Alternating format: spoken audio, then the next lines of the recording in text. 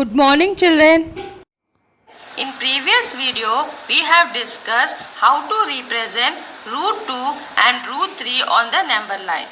Today, we are going to discuss how to represent root 5 on the number line. Initially, draw a number line. Mark a point 0 on the number line. Take 1 unit is equal to 2 centimeters and mark the points on either side as 1, 2, 3, 4, 5, -1, -2 and so on. Now, to represent root 5, I have said you all that you have to consider 2 units and 1 unit. 1 unit. Now, from 0 to 1 is 1 unit, 1 to 2 is 1 unit. Now, at a point 2, you have to draw a perpendicular line of 1 unit. 1 unit you have to consider and you have to draw a perpendicular line like this. Now, name this as A, B and C. From A to B, it is 2 units and B to C, it is 1 unit. Now, join AC. Join AC like this. We have to find out the measure of AC. To find out the measure of AC, we are going to use a Pythagoras theorem. AC square is equal to hypotenuse square is equal to AB square means base square plus BC square means perpendicular square. AB how much you have considered? 2 units, 2 square. BC we consider as 1 unit, 1 square is equal to AC square. So AC square is equal to 4 plus 1. AC square is equal to 5. That is equal to AC is equal to root 5 units. Now the measure of AC is root 5 units. Now take the compass with A has a center and radius of AC like this. Draw an arc on the number line like this. Draw an arc on the number line like this. This point represents root 5 on the number line. Name this as B dash. This is how you are going to represent root 5 on the number line. Now we are going to represent root 10 on the number line. To represent root 10, again I am considering 1 unit is equal to 2 centimeters. Initially draw a number line. Same process. Mark a point 0 on the number line. Take 1 unit is equal to 2 centimeters and mark a point on either side as 1, 2, 3, 4, 5, -1, -2, -3. Now, in root 10, you have to consider 3 units and 1 unit. So, we have considered 1 unit is equal to 2 centimeters. From 0 to 1 is 1 unit, 1 to 2 is 1 unit, 2 to 3 is 1 unit. Together it is 3 units. This is 3 units. Now, at a point 3, we have to draw 1 unit is equal to 2 centimeters, a perpendicular line like this. Now, name this is 1 unit. Now, name this as some E, F and G. Now, join E and G like this. E and G like this. Now, we have to find out the measure of EG. Again, we are going to use a Pythagoras theorem. What?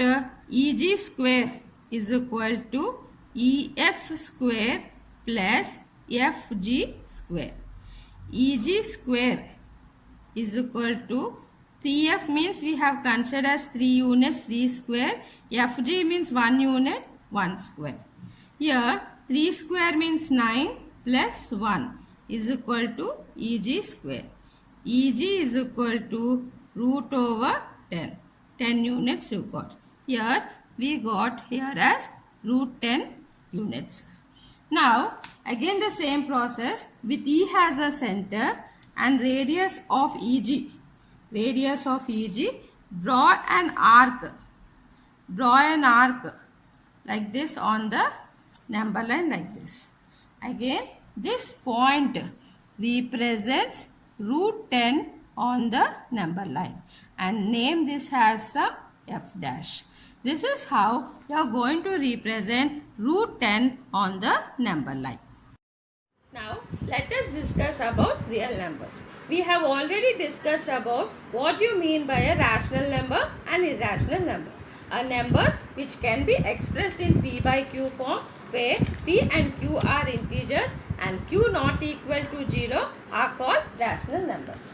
And irrational numbers means a number which cannot be expressed in p by q form where p and q are integers and q not equal to 0 are called irrational numbers. So real numbers means the combination of rational and irrational numbers together are called real numbers. Real numbers are denoted by capital R. Examples of real numbers are root over 21, 1 by 7, 12.5123 and so on are few examples of real numbers. Now let us find some example problems on irrational number. Now first example, find any two irrational numbers between 1 by 5 and 2 by 7. Let the given numbers be a is equal to 1 by 5, b is equal to 2 by 7. So both the numbers are rational which are in a form of p by q.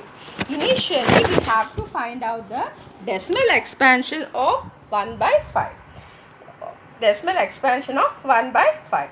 Decimal expansion of 1 by 5 is 0.20 and decimal expansion of 2 by 7 is 0.285714 bar. Now we observe that the given two numbers are irrational numbers and a is less than b, means 0.20 is less than 0.285714 bar. Now we have to write the number less than b greater than a, means less than 0.285714 and greater than 0.20. Now let us write a few numbers like 0.211, 0.241 and so on. And remaining numbers you can write it as non-terminating recurring decimal of our own like 4544, 4145 and so on. So we can write infinite number of irrational numbers between two irrational numbers. Now let us move to a second example. Find an irrational number between 3 and 4.